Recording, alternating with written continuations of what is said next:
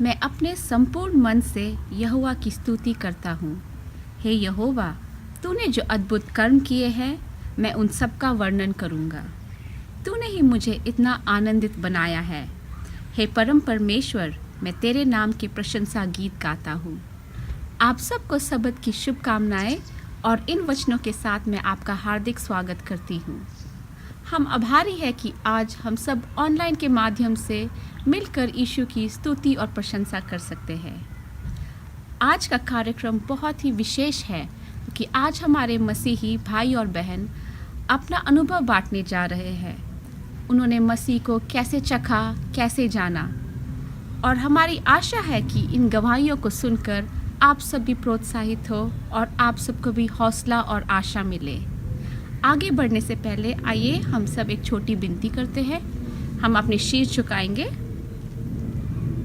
हे हमारे प्यारे पिता परमेश्वर, हम आपका धन्यवाद करना चाहते हैं कि अब तक आपने हम सबको संभाल कर रखा और सुरक्षित रखा। हम आभारी हैं प्यारे पिता कि आपने हम सबको इतना योग्य समझा कि आप एक लौता पुत्र हम सब के लिए दे दिया। हम आपका धन्यवाद करना चाहते हैं उन सब आशीषों के लिए जो आपने हमारे जीवन में दिया है। पिता, हम इस पवित्र सबत के लिए आपको धन्यवाद देना चाहते हैं और इस अवसर के लिए कि हम सब मिलकर आपकी स्तुति और प्रशंसा कर सकें। यहाँ पे जो भी अपने शीश झुकाए हैं पिता, हम प्रार्थना करते हैं कि आप सबकी ज़रूरतों को पूरा करें। जो भी बीमार है, हम प्रार्थना करते हैं कि आप उनको चंगाई से भर दें। सबत के इस पूरे कार्यक्रम को हम आपके हाथ में सौंपते हैं और हम प्रार्थना करते हैं कि हमारे मुंह के वचन और हमारे हृदय का ध्यान आपके सम्मुख ग्रहण योग्य हो। आमीन। आओ हम परमेश्वर के गुण गाएं जिसने हमें बनाया है।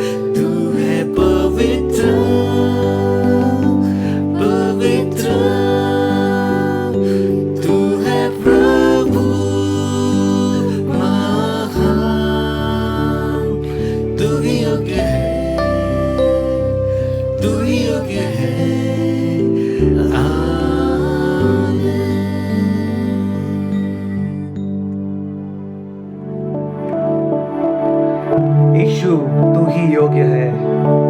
आइए हम यीशु की स्तुति करते हैं, उसकी आराधना करेंगे और हमारे दिल से स्तुति करेंगे।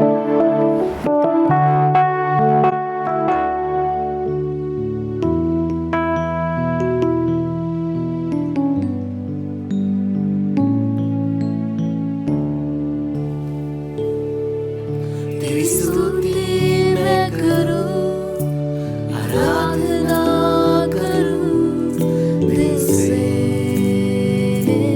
दिल से। तेरी स्तुति मैं करूं, आराधना करूं दिल से, दिल से। मेरी सांसों में तेरा नाम रहे, मेरी सांसों में तेरा नाम रहे। हे प्रभु तू ही तू, तेरी स्तुति मैं करूं, आराधना करूं दिल से, दिल से।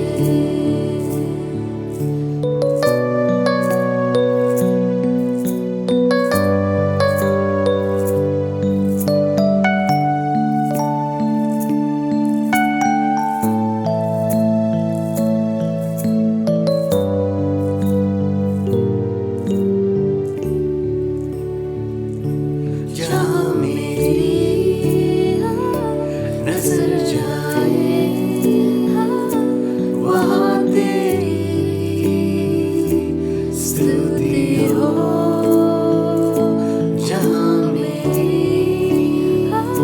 नजर जाए, वहाँ तेरी स्तुति हो। सारी दुनिया का रखवाला तू, सारी दुनिया का रखवाला तू। हे यीशु तू ही तू, तेरी स्तुति मैं करूं, आराधना करूं दिल से, दिल से।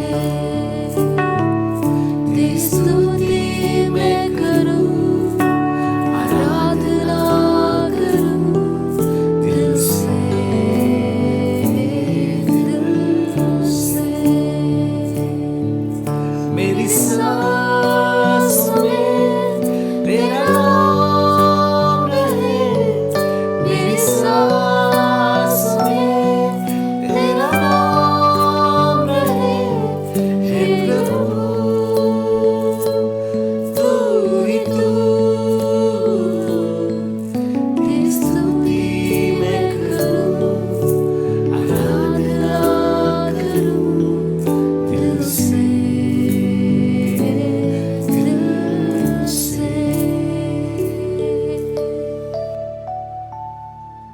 भजन संहिता 46 में कहता है कि यीशु हमारा शरण स्थान है, यीशु हमारे गढ़ है और संकट में हमारे दोस्त है।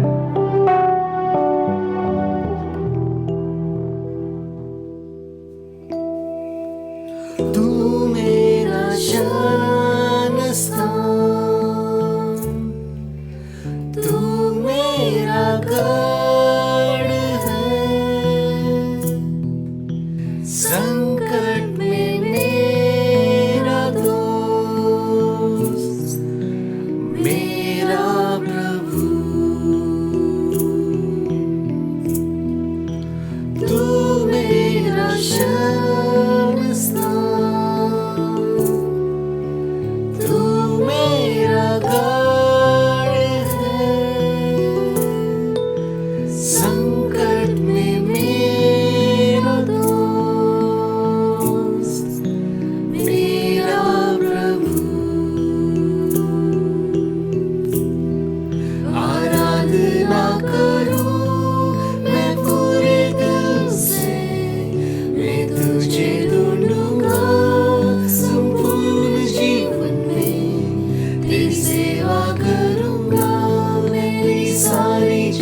चीजों से मैं हूँ यहाँ। मैं हूँ यहाँ प्रभु, मैं हूँ यहाँ प्रभु, मैं हूँ यहाँ प्रभु, मैं हूँ यहाँ।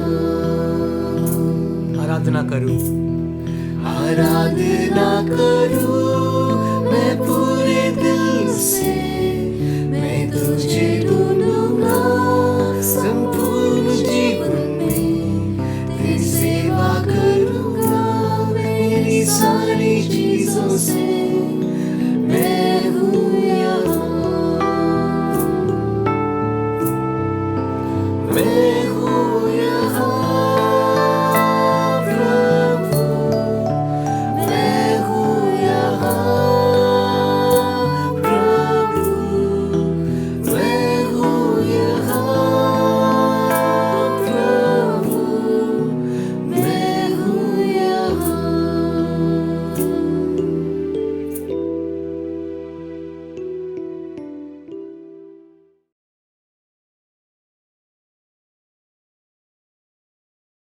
आप सबों को सबद मुबारक। आज मैं आप सबको श्रीमती मीना भट्टी, जो श्रीमान विजय भट्टी की धर्मपत्नी है, उनकी ओर से गवाही सुनाने जा रही हूँ। वो लिखती हैं कि उनका बेटा रोनित भट्टी, जिसे प्यार से सभी गोमसी कहकर बुलाते थे, उसका जन्म 14 दिसंबर 2003 को जालंधर में हुआ। वो आगे लिखती है कि उनका बड़ा बेटा अब भी छोटा था और किन्हीं मजबूरियों के कारण दोनों पति पत्नी ने काफ़ी सोच विचार करने के बाद ये फैसला लिया कि गोमसी को उसके नाना नानी के यहाँ जालंधर में रखा जाए। गोमसी को उसके नाना नानी और दादी बहुत प्यार करते थे। वो उनका लाडला था। अब भी उसे याद कर वो रो पड़ते हैं। गोमसी की माता और उनके पिता महीने में 2 बार हापुड़ से जालंधर उसे मिलने जाया करते थे और कभी कभी उसे छुट्टियों में अपने पास हापुड़ ले आते थे। उनकी माँ बताती हैं कि गोमसी को खाने में दाल चावल और चिकन लॉलीपॉप बहुत पसंद था। उसे गाना गाना और प्रार्थना करना पसंद था और उसका सबसे पसंदीदा गाना था धीमी एक धीमी आवाज़ आ रही है।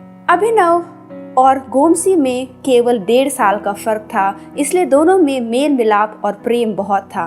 अभिनव अब भी उसे अक्सर याद किया करता है। उनका तबादला हापुड़ से कोलकाता हो गया। एक बार की बात है, क्रिसमस की छुट्टी में गोमसी कोलकाता अपने माता पिता के यहाँ आया। गोमसी अब अपने माता पिता के यहाँ ही रहने लगा और कुछ समय बाद उसका दाखिला उसी स्कूल में करा दिया गया जिसमें उसके माता पिता काम करते थे। गोमसी बहुत खुश था। वो अपने दोस्तों के साथ खेलता। एक शाम की बात है जब गोमसी खेलकर घर वापस आया और नहाने के बाद उसकी तबीयत अचानक बिगड़ गई। उसे जल्दी वहाँ के मर्सी नामक अस्पताल में भर्ती कराया गया। उसकी हालत और बिगड़ती गई। उसे रात भर ड्रिप चढ़ा। उसकी हालत में कोई सुधार नहीं था। अब उसे आईसीयू में भर्ती करना पड़ा। उसका पूरा परिवार उसके करीब था कि अब गोमसी उनसे कुछ कहेगा। अगले दिन शनिवार को बाल चिकित्सक गोमसी को जांच करने आए और तब उन्होंने उनकी माँ को बताया कि गोमसी का शुगर लेवल काफ़ी बढ़ चुका है। गोमसी को कोई होश नहीं था। वो कुछ बोल नहीं पा रहा था। डॉक्टर ने दिलासा दिलाया कि गोमसी जल्दी ही स्वस्थ होकर अपने घर वापस चला जाएगा। उसने उनकी माँ से कहा कि आपके बेटे को आप कल सवेरे अपने घर लेके जा सकते हैं। रात भर में वो ठीक हो जाएगा। लेकिन शायद वक्त को कुछ और मंजूर था। अगले दिन सवेरे रविवार का दिन 20 सितंबर 2009 सवेरे 9:30 बजे गोमती ने आखिरी सांस ली और वो प्रभु में सो गया। गोमसी महज 6 साल का था। वो अपनी जगह कई लोगों के दिल में बना चुका था। अब गोमसी का परिवार अक्सर अपने रिश्तेदारों से मिलने फालाकाटा जाया करता था और गोमसी को फालाकाटा बहुत पसंद था। इसलिए उसकी अंतिम आखिरी सफ़र फालाकाटा में ले जाने का फैसला किया गया, जहां उसका इस दुनिया से आखिरी सफ़र ख़त्म हुआ। हम सब उनके परिवार के लिए दुआ करें कि वो इस दुख को सह सके और जो भी जिम्मेवारियां अभी बाकी है उसे वो पूरा कर सके। वो प्रभु परमेश्वर को धन्यवाद करती हैं कि उन्होंने उसे इस दुख को सहने की शक्ति दी, और वो विश्वास रखते हुए कहती हैं कि जो प्रभु में मरते हैं वो फिर जी उठते हैं, और जब यीशु मसीह बादलों में वापस आएंगे तो हम गोमसी से मिलेंगे। प्रभु परमेश्वर हम सबको आशीष दे।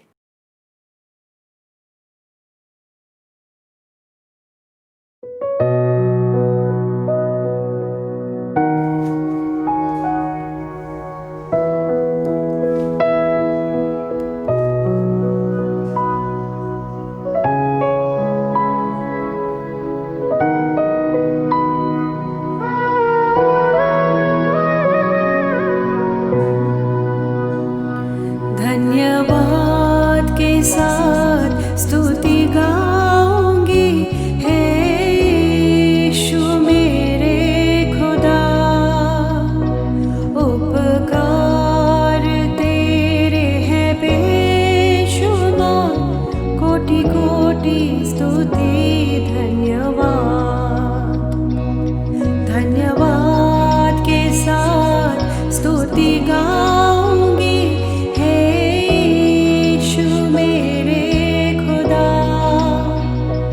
उपकार तेरे हैं बेशुमार, कोटि कोटि स्तुति धन्यवाद।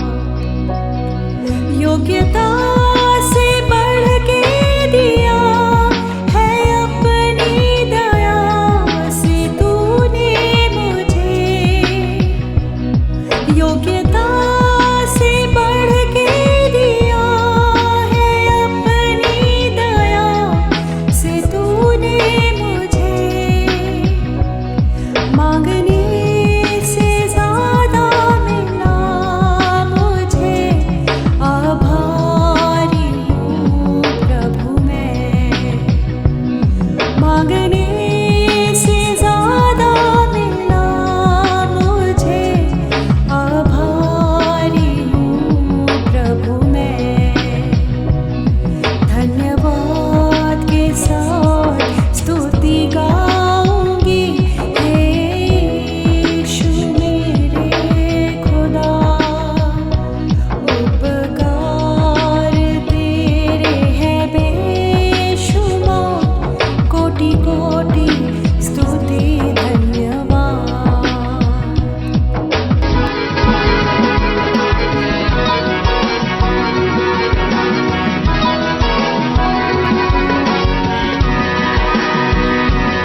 तू है सच्चा जिंदा खुदा, तुझ पर ही भरोसा मेरा। तू है सच्चा जिंदा खुदा, तुझ पर ही भरोसा मेरा। सेवा पूरी करके पाऊँ इनाम, प्रभु ऐसा दो वरदान। सेवा पूरी करके पाऊँ इनाम, प्रभु ऐसा दो वरदान। धन्यवाद के साथ स्तुति गाऊंगी, हे यीशु मेरे खुदा। उपकार तेरे हैं बेशुमार, कोटि कोटि स्तुति धन्यवाद।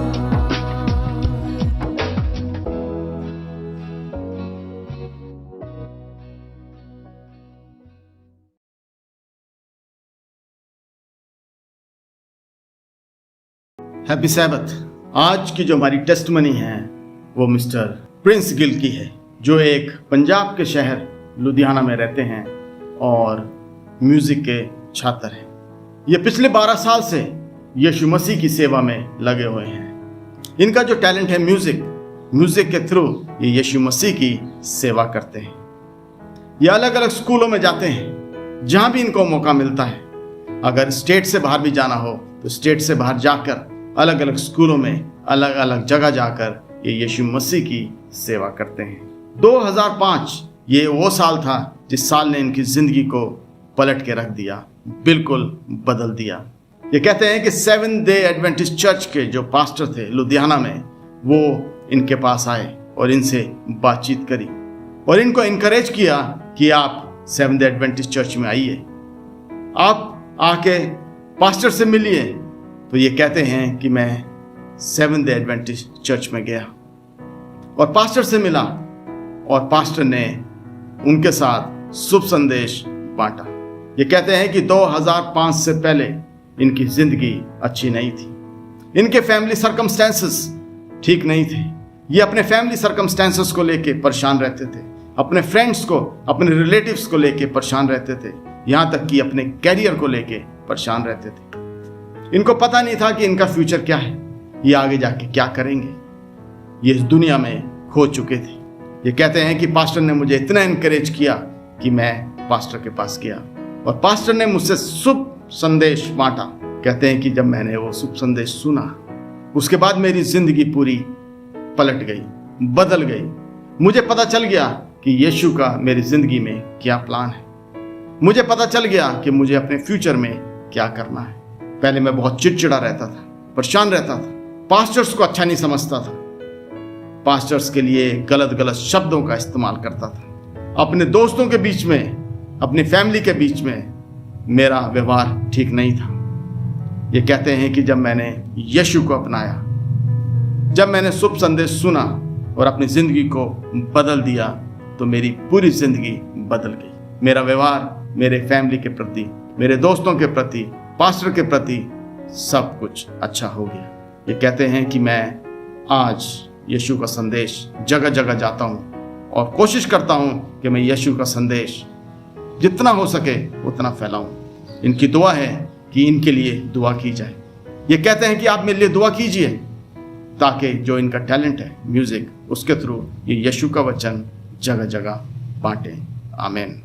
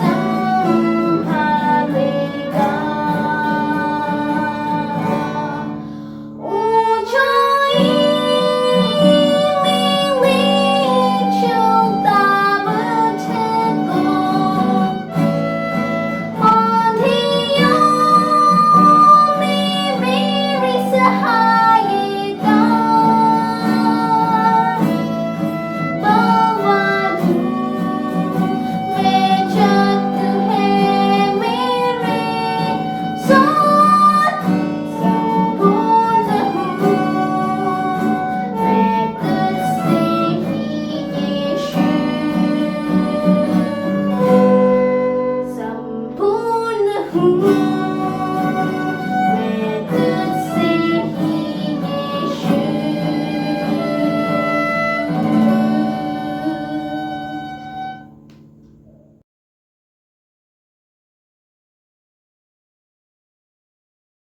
मिसेस प्रीति भेंगड़ा एक नर्स हैं और 10 साल से वे रात की शिफ्ट में ही काम कर रही थी, क्योंकि ऐसा करना उनके लिए अनिवार्य था।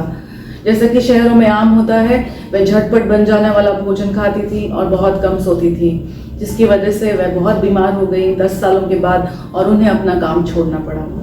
वे बहुत थक जाया करती थी, उनके शरीर में बहुत ज़्यादा तकलीफ और दर्द हुआ करता था, पैरों के तलों के नीचे बहुत ज़्यादा जलन तकलीफ होती थी और उनका शरीर हमेशा अकड़ा हुआ रहता था। यहाँ तक कि बिस्तर के ऊपर हिलना भी उनके लिए असंभव था। वो कई बार जोर देख के अपने कुछ घर के काम करने का प्रयास करती, जैसे कुछ चीज़ों को पकड़ना, कपड़े डालना, लेकिन असमर्थ रहती। उन्हें लगता कि वह किसी भी समय गिर जाएंगी और उन्हें चक्कर आते थे। खाना चबाने में भी उन्हें बहुत ज़्यादा दिक्कत होती थी। उनकी बेटी को याद है उनका सीढ़ियों के नीचे रोना, क्योंकि दर्द और तकलीफ के कारण वह ऊपर आने में असमर्थ थी। उन्होंने कुछ मानसिक लक्षण भी दिखाने शुरू किए, जैसे कि अक्सर चीज़ें भूल जाया करती थी, अपना फ़ोन नंबर भूल जाया करती थी, 4 अंकों का डेबिट पिन कार्ड नंबर भूल जाया करती थी। उनकी ध्यान अवधि कुछ सेकंड से कुछ मिनट तक ही थी, जिसकी वजह से वह ईश्वर पे ध्यान नहीं दे सकती थी, ना उसका संदेश सुन सकती थी। वह अपनी व्यक्तिगत भक्ति भी नहीं कर सकती थी, क्योंकि उन्हें कुछ याद नहीं रहता था, ना वह ध्यान दे सकती थी। वह बहुत उदास हो गई और एक दिन वह बिस्तर पर लेटी हुई थी। उन्होंने खिड़की से बाहर देखा और ईश्वर को याद किया, उसे रो के पुकारा। वह प्रकृति के साथ ही ईश्वर के साथ संपर्क कर सकती थी। वह आकाश में बादल देखती, उड़ते हुए पक्षी देखती, तो समझ पाती ईश्वर उनसे भी बहुत ज़्यादा प्यार करते हैं। बचपन में याद किया गया भजन संहिता 23 अध्याय उन्हें याद था, जिससे उन्हें शांति मिलती। डॉक्टरों ने उन्हें बहुत ज़्यादा दवाइयों पर डाल दिया। वह विटामिन डी, B12 के इंजेक्शन्स लेती, हार्मोनल दवाई, डिप्रेशन की दवाई, दर्द की दवाई, नींद की दवाई। उन्हें फिब्रोमाइल्जिया और क्रॉनिक फैटिक सिंड्रोम था। ईश्वर ने उनकी प्रार्थना सुनी और उन्हें सही लोगों से मिलवाया। वह कुछ प्राकृतिक चिकित्सकों से मिली, जिनसे उन्हें पता चला कि जो वो जीवन व्यतीत कर रही थी 10 सालों से, वो एक खराब जीवन था, जिससे उनका स्वास्थ्य पूरी तरह से खराब हो गया था और अब उसमें खुद से ठीक होने की क्षमता नहीं थी। उन्हें बताया गया कि वह कम सोने से और प्रोसेस्ड खाने से उनका स्वास्थ्य बिगड़ गया है। उन्होंने प्रोसेस्ड खाना, कैंड खाना, जंक फूड, फलों का रस जिसमें चीनी है, मैदे की चीज़ें और गेहूँ, ये सब चीज़ों का सेवन उन्होंने बंद कर दिया और इनकी जगह उन्होंने कुछ ऐसे खाने शुरू किए जो वो कच्चा भी खा सकती थी, और कुछ फल, ताज़ी सब्जियाँ, पत्तेदार सब्जियाँ और बीज। और उन्होंने कुछ ऐसे व्यायाम शुरू किए अपने बिस्तर के ऊपर, जिससे उनका अकड़ा हुआ शरीर आहिस्ता आहिस्ता थोड़ा ढीला होने लगा। उन्होंने पानी पीने का भी ज़्यादा मात्रा में प्रयास किया, ताकि वो अपने आप को डिटॉक्स कर सकें, जिसे विशरण कहते हैं। वह कहती हैं कि वह नहीं जानती थी कि प्रोसेस्ड खाने से और कम सोने से शारीरिक, मानसिक और आध्यात्मिक स्वास्थ्य बिगड़ सकता है, खराब हो सकता है, लेकिन अब वो समझ पाई हैं और दोबारा उस ज़िंदगी में नहीं जाना चाहती हैं। वह सोचती थी कि वह एक नर्स हैं और दूसरों की देखभाल करने में बहुत ज़्यादा व्यस्त हैं और अपनी देखभाल नहीं कर सकती हैं, लेकिन अब वह अपना स्वास्थ्य का ध्यान रखती हैं और ईश्वर के पीछे चलती हैं। उन्होंने सब प्रोसेस खाने बंद कर दिए हैं और उनका शरीर आहिस्ता आहिस्ता सुधर गया और वह आहिस्ता आहिस्ता सब दवाइयाँ उन्होंने छोड़ दी और धन्यवाद देती हैं कि उन्होंने उसकी ज़िंदगी में बहुत ज़्यादा अच्छा काम किया, उन्होंने उसे ठीक किया। वह ध्यान दे सकती हैं क्योंकि उन्हें कुछ मानसिक ऐसा कुछ रोग नहीं है, वह याद रख सकती हैं, इसलिए अपना बाइबल पढ़ती हैं और ईश्वर से अपने गुनाहों की माफ़ी मांगती हैं और उन्हें बहुत अच्छा महसूस होता है। वो कहती हैं कि मुझे एक बहुत ही गहरा अनुभव होता है जो कि पवित्र आत्मा से मिलता है, उसका आनंद वो ईश्वर में ले सकती हैं। वह ईश्वर से चंगाई मांगती थी और ईश्वर ने उन्हें ना ही सिर्फ शारीरिक और मानसिक स्वास्थ्य दिया है, लेकिन वो कहती हैं कि उन्हें तैयार किया गया है एक अध्ययन जीवन के लिए भी। वह ईश्वर को धन्यवाद देती हैं और महिमा देती हैं ईश्वर को उसके उपचार अनुग्रह के लिए। धन्यवाद।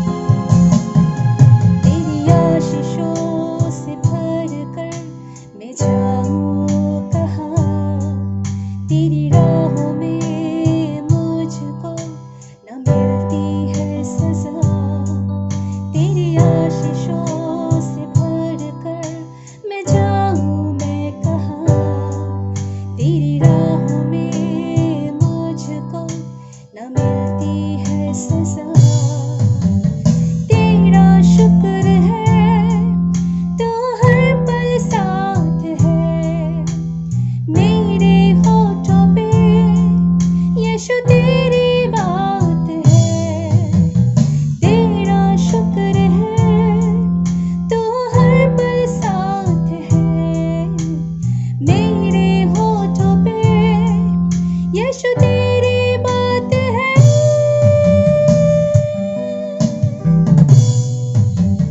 तू है मेरा रखवाला प्रभु, तू है मेरा सहारा, तू है मेरा रखवाला प्रभु, तू है मेरा सहारा।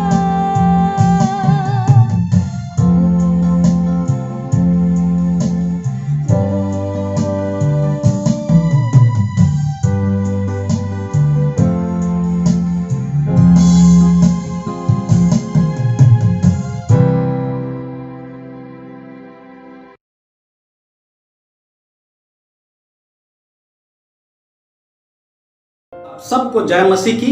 यशाया 55 उसका 9 पद में यह कहता है कि जिस प्रकार आकाश पृथ्वी से बहुत ऊंचा है, उसी तरह से मेरे विचार, मेरे योजनाएं तुम्हारी योजनाओं से बहुत ऊंचे हैं।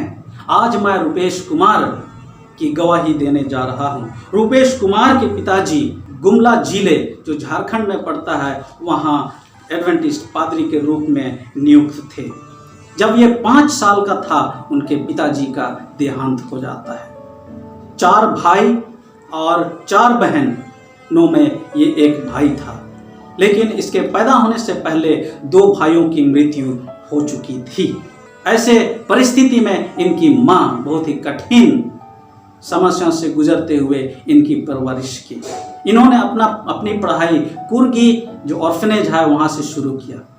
बक्सटन स्कूल में तब वहाँ दाखिल हुआ। 2 साल बक्सटन स्कूल में पढ़ने के बाद इन्हें करमाटार भेजा गया। करमाटार में इन्हें पता चलता है कि इन्हें बहुत ही सीरियस टीबी की बीमारी हो गई है। वो उल्टी करता था और ज़िंदगी से हार चुका था। उसने आशा खो दिया था और एक दिन अपने आप को ख़त्म करने का तय कर लिया था। और एक दिन सबत का रोज़ एवाई के समय जब ये स्टाफ और जितने स्टूडेंट्स थे चर्च में थे, एक साथ 45 गोलियां इन्होंने खा ली। आधे घंटे के बाद उन्हें पता चलता है कि उसके अंदर कुछ होने लगा और 15 मिनट तक वो उल्टियां करता रहा, खून उल्टियां करता रहा। ऐसी उल्टियों के साथ जितने कैप्सूल उन्होंने खाया था सब निकल गए। परमेश्वर को इन्होंने पूछा कि हे परमेश्वर, तूने मुझे क्यों बचाया। 4 साल के बाद 8वीं खत्म करके ये खूंटी स्कूल इनको भेजा गया। खूंटी स्कूल में उसी साल अपनी माँ से मिलने के लिए सासाराम वो बस में सफ़र कर रहा था। सुबह के करीब 2 बजे जब सारे यात्री गहरी नींद में थे, अचानक बस एक खड़ी हुई ट्रक से टकराती है और वहाँ बहुत भयानक घटना, बहुत सारे लोग ऑन द स्पॉट मर जाते हैं।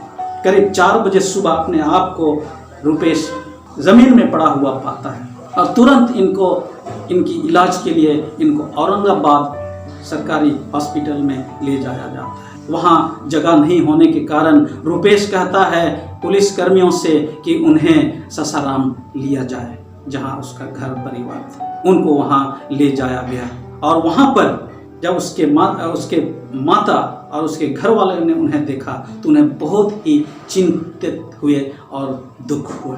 उन्हें एक प्राइवेट अस्पताल में दाखिल कराया गया और दूसरे दिन सुबह को एक्सरे रिपोर्ट के द्वारा पता चलता है कि उनकी जो पैर की हड्डी है जो रीढ़ से जुड़ती है वो बिल्कुल टूट गई है और वो जिंदगी में कभी नहीं चल सकती। 1 हफ्ते के बाद उन्हें हमारे अस्पताल जो रांची में है बरियातू एसडीएस हॉस्पिटल, वहाँ उनको एडमिट कराया गया। डॉक्टर आंचल की देख रेख में वो वहाँ पर रहने लगा। एक दिन डॉक्टर आंचल से वो कहता है कि वो चलना चाहता है। उनके लिए क्रचेस उपलब्ध कराया और क्रचेस के सहारे वो चलने लगा। एक दिन सोचता है कि वो बिना क्रचेस के चलेंगे और वो चलने लगा। एक दिन अस्पताल की ओर आ रहा था और डॉक्टर आंचल सामने से आ रहे थे। डॉक्टर आंचल ने उन्हें देखा तो बहुत ही आश्चर्य हुआ, उसके घर वाले उन्हें देखे तो बहुत ही आश्चर्य हुआ और परमेश्वर की महिमा करने लगे। परमेश्वर की विडंबना देखिए, किस तरह से वो अपने चुने हुओं को के साथ रहता है। और जब पढ़ाई खत्म करने के बाद ये बैंक में काम करना चाहता था, लेकिन ऐसा नहीं हुआ। परमेश्वर की जो बगीचा है उसमें आज ये काम कर रहा है। उसके दोस्त बैंकों में काम कर रहे हैं, लेकिन ये कहता है मैं खुश हूँ कि परमेश्वर ने मुझे बचाया, उसने उम्मीद दी, आज मैं उनके लिए काम कर रहा हूँ। देखिए परमेश्वर कितना महान है, हमारे जिंदगी में अपनी योजनाएं रखता है और हमें अगुवाई करता है। परमेश्वर का बहुत बहुत धन्यवाद और रुपेश को बहुत आयत से आशीष दें। धन्यवाद।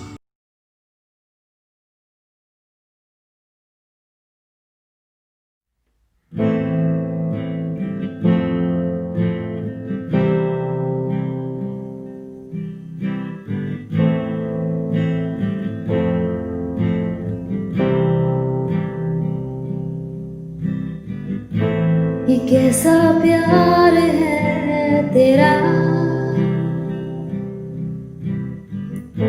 कि ऐसा तूने है किया।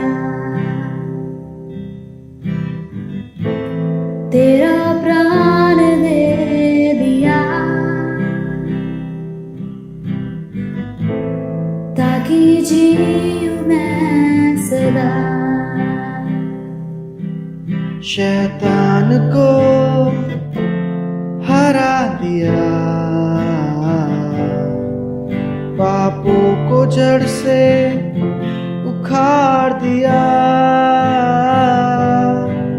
मुझे घेर लिया नई गीत से। अब मैं जी उठा नई शक्ति से, पीछे नहीं मुड़ूंगा, हार नहीं मानूंगा, बढ़ता रहूंगा संग तेरे।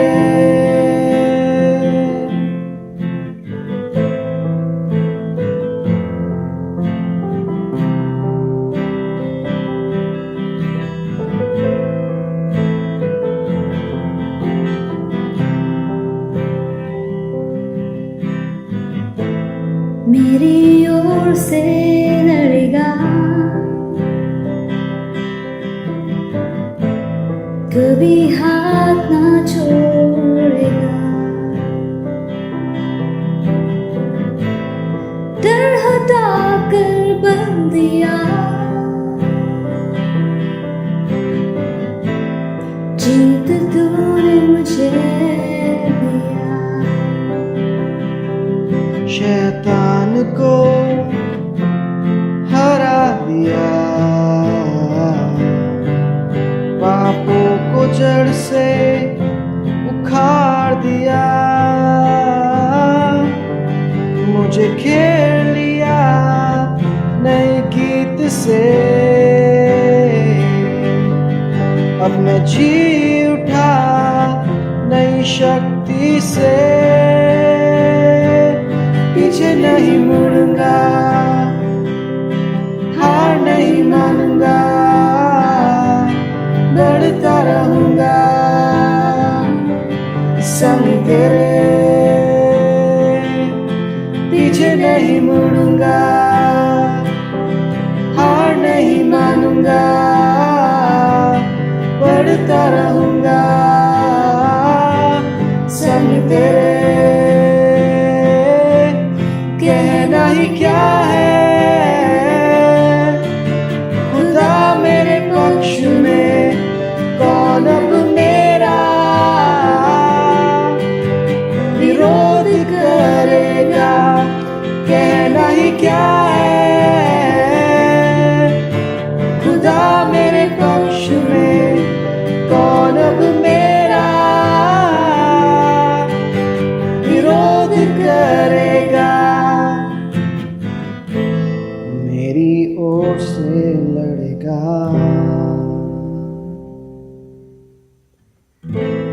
कभी हाथ ना छोड़ेगा।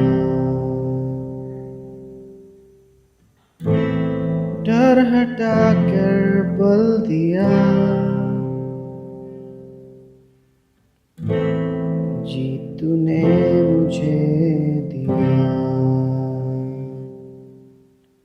क्या दे सकता हूँ, क्या ला सकता हूँ, कहता तुझे बस शुक्रिया,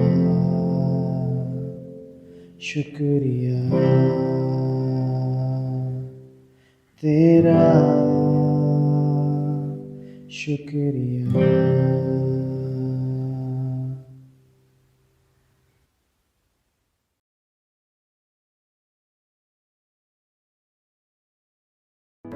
हैप्पी सैबथ। आज मैं आपके साथ ब्रिजेश की गवाही बांटूंगी। ब्रिजेश ने अपनी पढ़ाई डिब्रूगढ़ यूनिवर्सिटी आसाम से ख़त्म की और उसके बाद वो एक एयरपोर्ट पे काम करने लगे। क्योंकि उनकी तनख्वाह से उनकी और उनकी परिवार की ज़रूरतें पूरी नहीं हो रही थी, इसीलिए उन्होंने बाहर के देश जाने का सोचा। उन्होंने अपने एक दोस्त से इसके बारे में बात की और उनके एक दोस्त ने कहा कि वो इंडोनेशिया जा सकते हैं, जहां से वो अमेरिका एक रेफ्यूजी बन के जा सकते हैं। ब्रिजेश ने जल्द से जल्द पैसे इकट्ठे किए और वो इंडोनेशिया के लिए निकल गए। वो जकार्ता गए, जहां पे उनके एक दोस्त ने उनको संभाला। जब ब्रिजेश वहां थे, उनको मीट खाने की और शराब पीने की आदत लग गई। धीरे धीरे उनके सारे पैसे खत्म होने लगे। फिर उन्होंने अपने एजेंट से मदद मांगी। उनके एजेंट ने कुछ दिनों के लिए उनकी सहायता की, पर उनकी जरूरतें उनके पैसों से बड़ी थी। ब्रिजेश को पता चला कि वो अकेले नहीं हैं जो कि अमेरिका जाने का वेट कर रहे हैं। करीब 6 महीने बाद उनके एजेंट ने उनको एक रास्ता दिखाया। ब्रिजेश के एजेंट ने उनसे और पैसे मांगे। ब्रिजेश ने अपने घर फोन किया और उनकी माँ ने अपने सारे जेवरात बेचकर ब्रिजेश को पैसे भेज दिए। फिर वो दिन आया जब ब्रिजेश और बाकी 35 लोग अमेरिका के लिए एक छोटे से जहाज पे निकल गए। जहाज बहुत ही छोटा था, जिसमें न खाने का और न पीने के पानी का अच्छे से प्रबंध था। 2 दिन और 2 रातों के बाद ब्रिजेश बहुत ही बुरी तरह बीमार पड़ गए। 7वें दिन उनके जहाज का ईंधन खत्म होने लगा। पूरा 1 दिन ढूंढने के बाद उनको याप नामक एक टापू मिला, जो कि अमेरिकी क्षेत्र में पड़ता है। उस रात वो जहाज में ही रहे। अगले दिन उनको खाने को कुछ बिस्किट और पानी दिया गया। ऐसे ही 3 दिन बीत गए। जब वो जहाज से उतरे तो उनको किसी से मिलने की और बात करने की अनुमति नहीं थी। कुछ दिन गुजर गए और लोग उनको आके मिलने लगे। वो लोग उन्हें प्रार्थना के लिए आमंत्रित करते थे। कुछ लोग उनमें से संडे चर्च जाते थे और कुछ सैबत को मानते थे। ब्रिजेश इन सब में बिल्कुल दिलचस्पी नहीं लेते थे, तो उन्होंने इन लोगों को बहुत दिनों के लिए नजरअंदाज किया। एक दिन ऐसा आया कि याप की सरकार ने उन्हें खाना देना बंद कर दिया और उनको किसी से भी मिलने की अनुमति नहीं थी। उनकी कोई भी सहायता नहीं कर रहा था। ऐसे में वो सब टूट चुके। फिर एक दिन एक आदमी एक छोटा सा ट्रक लेके उनके कैंप पर आया, जिसने उनको कुछ खाना और कपड़े दिए। जैसे ही वो खाना बना रहे थे, वो सब रोने लगे, क्योंकि इतनी खुशी उनको बहुत दिनों बाद प्राप्त हुई थी। जब वो आदमी दोबारा उनके पास आया तो उन्हें पता चला कि वो एक 7 डे एडवेंटिस्ट चर्च का पास्टर है। वो आदमी खुद अपने पैसों से लोगों की मदद करता है। ब्रिजेश और उसके कई दोस्तों ने पहली बार ऐसा इंसान देखा था जो अपने से ज्यादा दूसरों के लिए जीता था। वो पादरी अपने साथ अपने कई कलीसिया के लोगों को ला के इनके साथ प्रार्थना करता था। ब्रिजेश भी उनके साथ बैठना चाहता था, पर वो अपने दोस्तों की आलोचना से डरता था। एक दिन ब्रिजेश समुद्र के किनारे रो रहे थे, तो उन लोगों में से आए एक व्यक्ति ने उन्हें देखा और जाके उनके साथ प्रार्थना की। उन्होंने ब्रिजेश को अपने प्रार्थना घर में भी आमंत्रित किया। एक सैबत ब्रिजेश उनके यहाँ गए और उन्होंने महसूस किया कि वो लोग कितने प्यारे हैं और परमेश्वर के कितने करीब हैं। उस दिन से ब्रिजेश ने ये तय कर लिया कि वो भी दूसरों के लिए अपनी जिंदगी बिताएंगे। 3 साल बाद ब्रिजेश को अमेरिका से निर्वासित कर दिया गया और जैसे ही वो दिल्ली एयरपोर्ट पहुंचे, उन्होंने सबसे पहले एक एडवेंटिस्ट चर्च को ढूंढा, जो कि उनको एसडीए चर्च लेके आया। वहां पे वो कुछ पादरियों से मिले जिन्होंने उन्हें रांची के एक ट्रेनिंग सेंटर में भेज दिया। वहां से वो 1 महीने बाद लौटे और उन्होंने अपनी पर्सनल मिनिस्ट्री शुरू कर दी। कुछ दिनों बाद वो सेक्शन प्रेसिडेंट वाराणसी उनसे मिले और उन्होंने ब्रिजेश को एक वॉलंटियर के रूप में रख लिया। ब्रिजेश को 1 साल बाद आगे पढ़ाई करने का मौका मिला और वो वहां चले गए।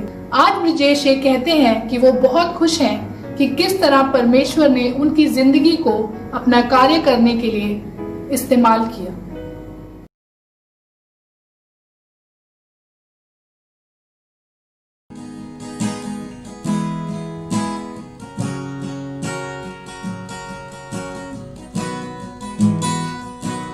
बाहर गाहों में तेरी मैं आता हूँ, अपने जैसा ने मुझको बना, तेरी मोहब्बत की हूँ मैं एक निशानी, तेरा ही रहूँ मैं सदा। बाहर गाहों में तेरी मैं आता हूँ, अपने जैसा ने मुझको बना, तेरी मोहब्बत की हूँ मैं एक निशानी, तेरा ही रहूँ मैं सदा। तुझको कबूल मैं, मुझे ऐसा तू बना, तुझको कबूल मैं, मुझे ऐसा तू बना।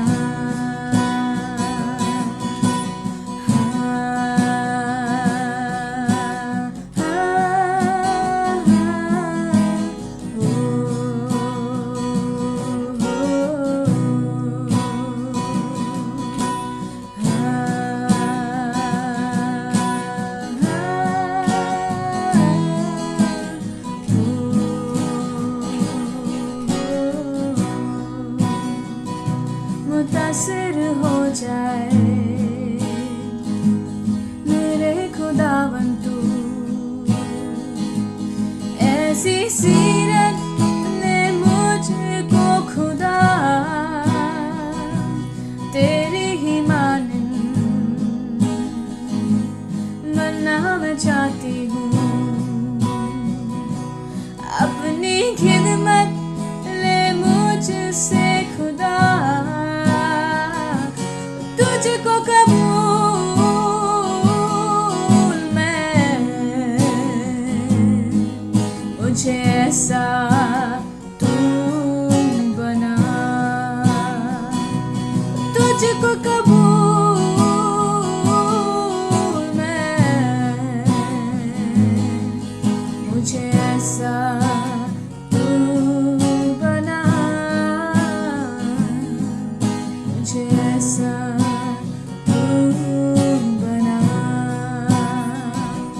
तुझको कबूल मैं,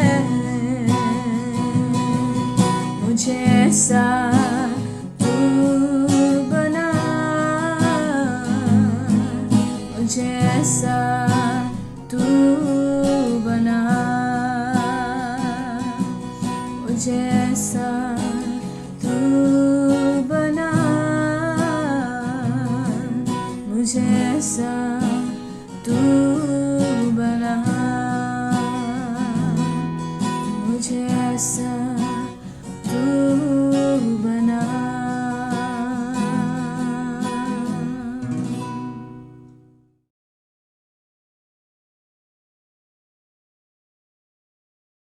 प्रभु यीशु के मधुर नाम से अब सबों को नमस्कार और हैप्पी साबत।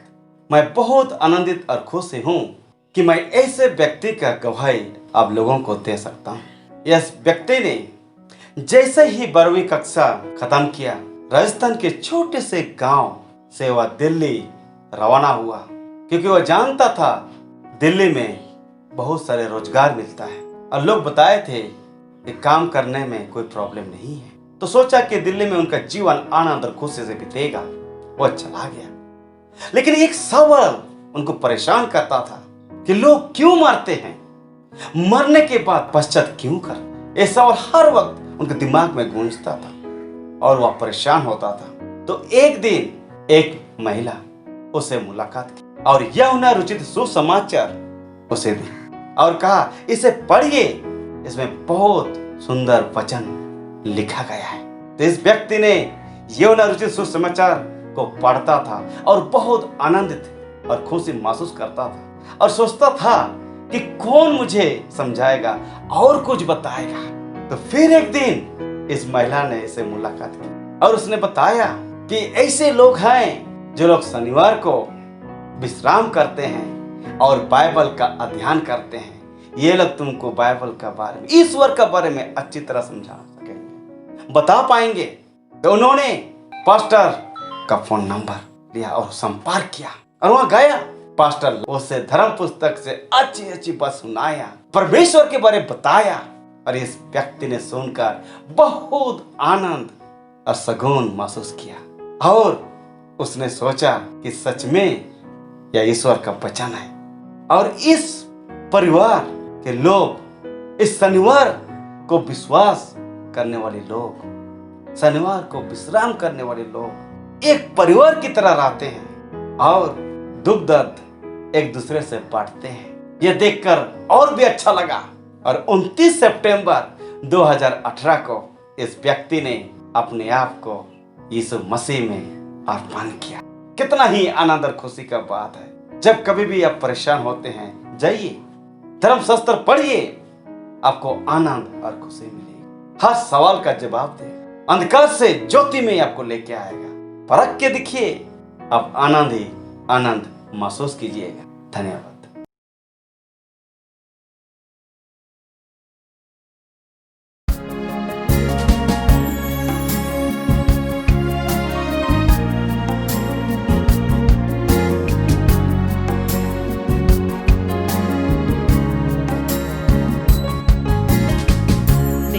लहू से पाप धोता हूँ,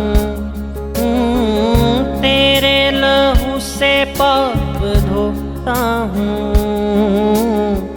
तू बढ़ता जा मैं कम होता हूँ, तू बढ़ता जा मैं कम होता हूँ।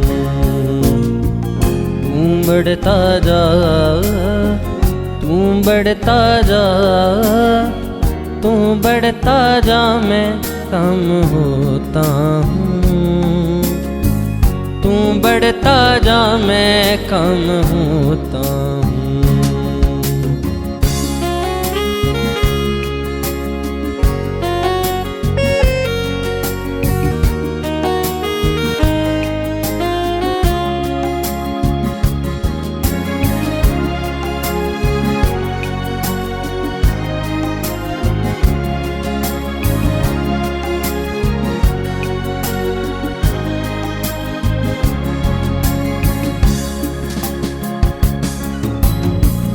तेरा कलाम दिल में रखो है,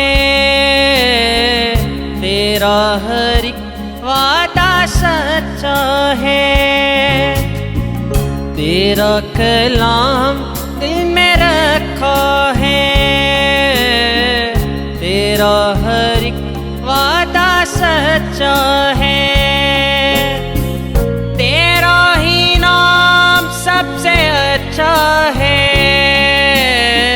तेरा ही नाम सबसे अच्छा है। अपनी खुदी से हाथ धोता हूँ, अपनी खुदी से हाथ धोता हूँ। तू बढ़ता जा मैं कम होता हूँ, तू बढ़ता जा मैं कम होता हूँ। तू बढ़ता जा, तू बढ़ता जा, तू बढ़ता जा, मैं कम होता हूँ। तू बढ़ता जा, मैं कम होता हूँ।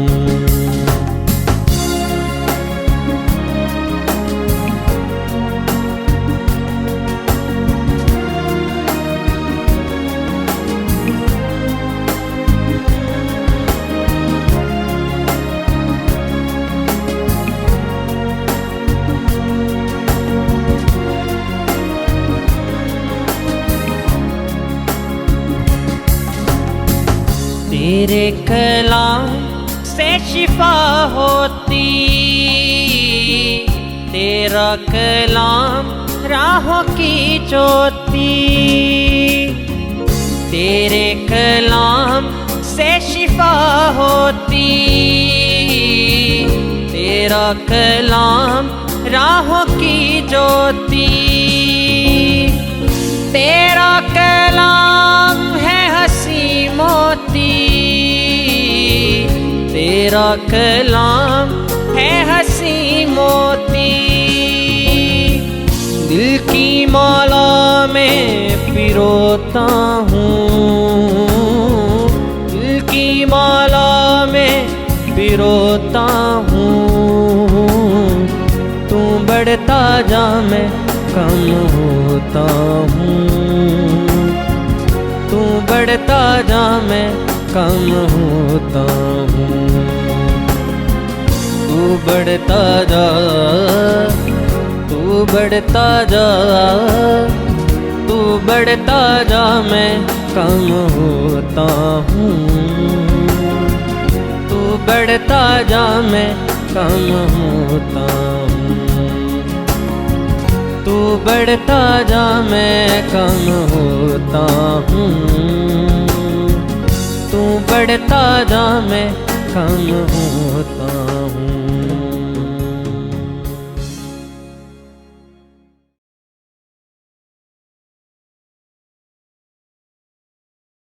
ईसुसाई, आज हम विक्टर सिंह का गवाही सुनेंगे। विक्टर सिंह एक विनम्र परिवार से आता है। उनका पिताजी एक छोटा सा किसान है। 6 भाई बहनों में से विक्टर सबसे छोटा है। विक्टर एक मसीही परिवार से आता है और 2011 में रोमन कैथोलिक चर्च में विक्टर का बपतिस्मा हुआ। विक्टर हर इतवार को गिरजा नहीं जाता था। वो सिर्फ जब कुछ विशेष कार्यक्रम का आयोजन रहता था, जैसे कि 25 दिसंबर क्रिसमस या फिर ईस्टर संडे, विक्टर चर्च जाता था। विक्टर जब अपना पढ़ाई खत्म किया, कॉलेज का ग्रेजुएशन, वो उलझन में पड़ गया। अब मैं क्या करूं? उनका बड़ा भाई ने उसे एक सलाह दिया। उसने कहा, विक्टर, क्यों ना तुम स्पाइसर एडवेंटिस्ट यूनिवर्सिटी जाओ और वहां तुम अपना आगे का पढ़ाई करो।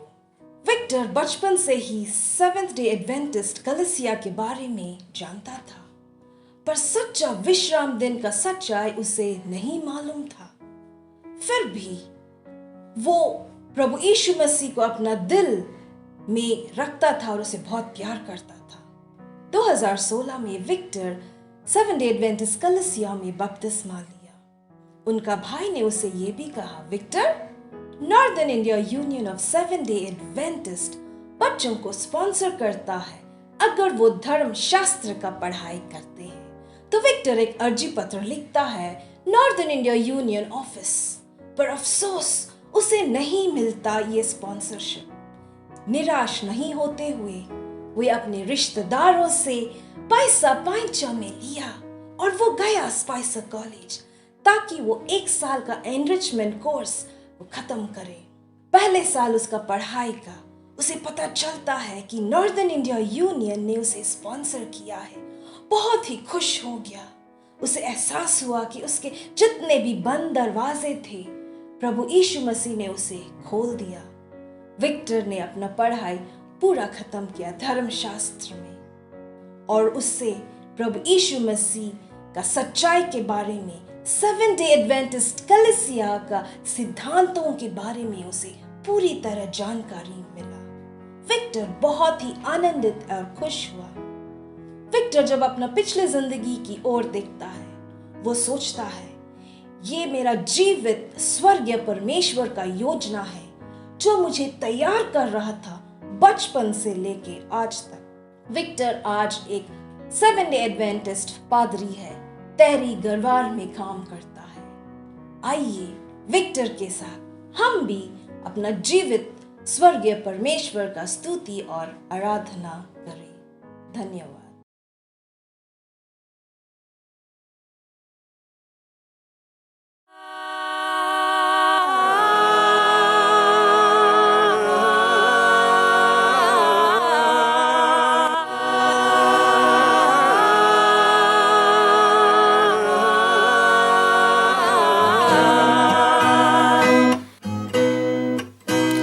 तेरे दिल में मुझको जगह मिले, मेरा दिल पुकारे मसीह मसीह। तेरा प्यार है मेरी जिंदगी, मेरी जिंदगी है मेरा मसीह। मैं गुनाह के हाथ बिखा हुआ, ये था सच कि मैं था मरा हुआ। मैं गुनाह के हाथ बिखा हुआ, ये था सच कि मैं था मरा हुआ। तूने मेरी मौत कबूल की, मुझे बख्शिश दी नई जिंदगी। तूने मेरी मौत कबूल की, मुझे बख्शिश दी नई जिंदगी। तेरे दिल में मुझको जगह मिले, मेरा दिल पुकारे मसीह मसीह। तेरा प्यार है मेरी जिंदगी, मेरी जिंदगी है मेरा मसीह। ना फिरूंगा अब कहीं दर बदर, तू हुआ है मेरा हम सफर। ना फिरूंगा अब कहीं दर बदर, तू हुआ है मेरा हम सफर। मुझे मंजिले है पुकारती, मैं रहूंगा तेरे साथ ही। मुझे मंजिले है पुकारती, मैं रहूंगा तेरे साथ ही। तेरे दिल में मुझको जगह मिले, मेरा दिल पुकारे मसीह मसीह।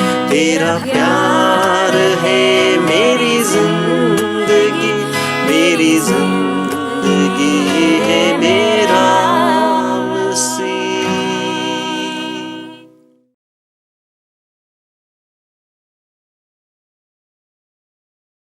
जब से मैंने यीशु को पाया, मेरा जीवन बदल गया। अजीज़ों, बदले हुए जीवन की एक गवाही आज मैं आपके सामने लेकर आई हूँ, जो कि पंजाब से आई हुई है। भाई संजीव जेकब अपने जीवन की गवाही आज हमारे साथ शेयर करना चाहते हैं। भाई संजीव बताते हैं कि वो एक सेवेंथ डे एडवेंटिस्ट फैमिली से बिलोंग करते हैं, लेकिन 2015 तक वो प्रभु यीशु मसीह को पर्सनल नहीं जानते थे। लेकिन 2015 में हापुड़ में हुई यूथ मीटिंग ने उनके जीवन को बदल के रख दिया। भाई संजीव बताते हैं कि उनकी चर्च पास्टर थॉमस गिल के द्वारा उनको हापुड़ मीटिंग में जाने का इनविटेशन लेटर मिला, और उस लेटर को लेकर वो हापुड़ मीटिंग में चले जाते हैं। और वहाँ उस यूथ मीटिंग के द्वारा वो काफ़ी आशीषित हो जाते हैं। 3 दिन की मीटिंग रहती है, और जब साबित का दिन आता है तो डिवाइन सर्विस के दौरान पास्टर एल्डन हो, जो कि जनरल कॉन्फ्रेंस से आए हुए रहते हैं एज ए स्पीकर, उनके द्वारा बोला हुआ वचन यूथ के ऊपर रहता है। और वो मत्ती उसका 6वां अध्याय और उसके 33 वचन पर आधारित होता है उनका सरमन। जहाँ यूँ लिखा है कि पहले उसके राज्य और धर्म की खोज करो तो ये सारी वस्तुएं भी तुम्हें मिल जाएंगी। ये वचन भाई संजीव के हृदय को झंझोड़ के रख देता है। भाई संजीव इस वचन से काफ़ी प्रभावित हो जाते हैं, अब काफ़ी परेशान भी हो जाते हैं कि प्रभु यीशु मसीह ने उनके जीवन में कितने बड़े बड़े काम किए, लेकिन आज तक वो पर्सनली प्रभु यीशु मसीह को क्यों नहीं जान पाए। मीटिंग ख़त्म हो जाती है और बहुत सारे सवाल भाई संजीव के दिमाग में चलने लगती है और अपने इस सवाल को लेकर वो पंजाब आते हैं। पंजाब आने के बाद उनका ध्यान किसी बात में नहीं लगता। वो हर बार यही सोचते हैं कि प्रभु यीशु मसीह के लिए क्या ऐसा करूं कि प्रभु यीशु मसीह मेरे जीवन के द्वारा खुश हो सकें। वो बाइबल पढ़ना चालू कर देते हैं, प्रार्थना करना चालू कर देते हैं और एक दिन उनके दिमाग में ये विचार आता है कि क्यों न मैं स्पाइसर कॉलेज जाऊं और थियोलॉजी की स्टडी वहाँ चालू करूं। और वो ये सोच के वो स्पाइसर कॉलेज जाते हैं और वहाँ 4 साल की BTH की स्टडी कंप्लीट करते हैं और इस दौरान वो प्रभु यीशु मसीह को काफ़ी करीबी से जानने लग जाते हैं।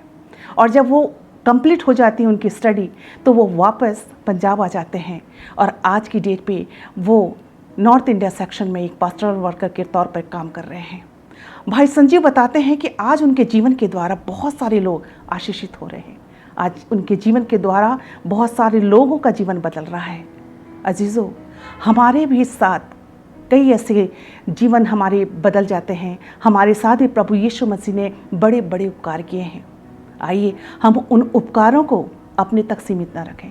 परमेश्वर ने यदि हमारे जीवन में कोई बदलाव लाया है तो उसे हम अपने तक सीमित न रखें, परंतु दूसरों के साथ साझा करें, ताकि वो लोग जो परमेश्वर को नहीं जानते, वो लोग जो परमेश्वर को जानना चाहते हैं, वो परमेश्वर को हमारी गवाही के द्वारा परमेश्वर को जानने वाले बन सकें। आइए परमेश्वर हम सबको आशीष दे जब हम अपने जीवन के द्वारा परमेश्वर को पहला स्थान देने वाले बन सकते हैं। प्रभु हम सबको आशीष और बरकत दे। Thank you.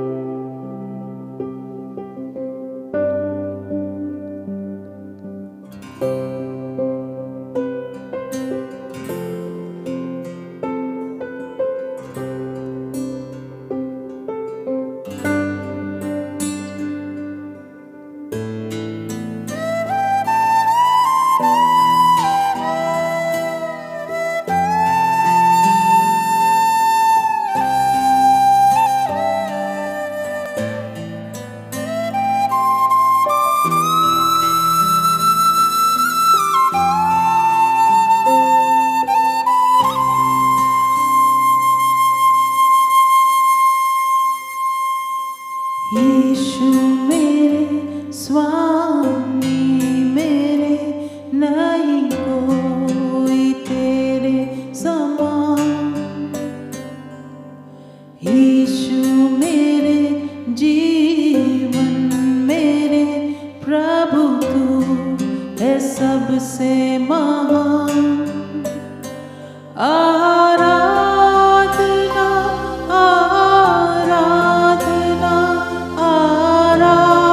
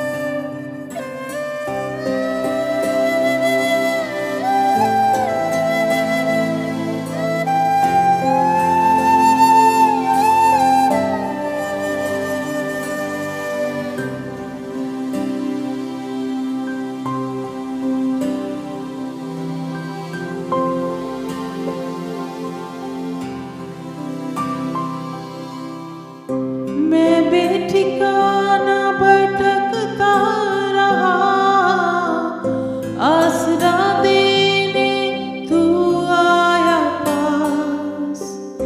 मैं भी ठिकाना भटकता रहा, आसरा देने तू आया पास। सीने से लगा के आंसू मिटाए, प्रेम नहीं कोई तेरे समान। सीने से लगा के आंसू मिटाए, प्रेम नहीं कोई तेरे समान। आराधना आराधना आराधना आराधना आराधना आराधना। Hallelujah hallelujah.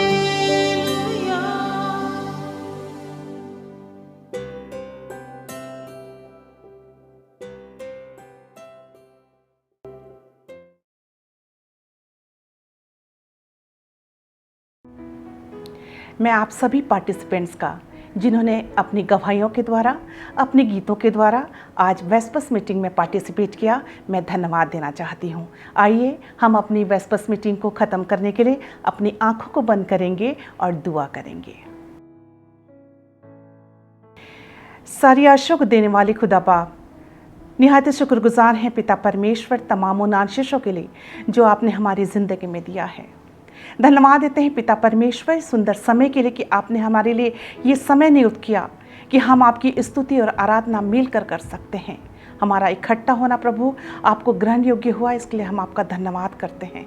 होने दीजिए बाप कि हम अपने जीवन के द्वारा कोई ऐसा काम न करें जिससे आपको दुख पहुँचे, परंतु हमारा हर काम आपकी महिमा के योग्य हो सके।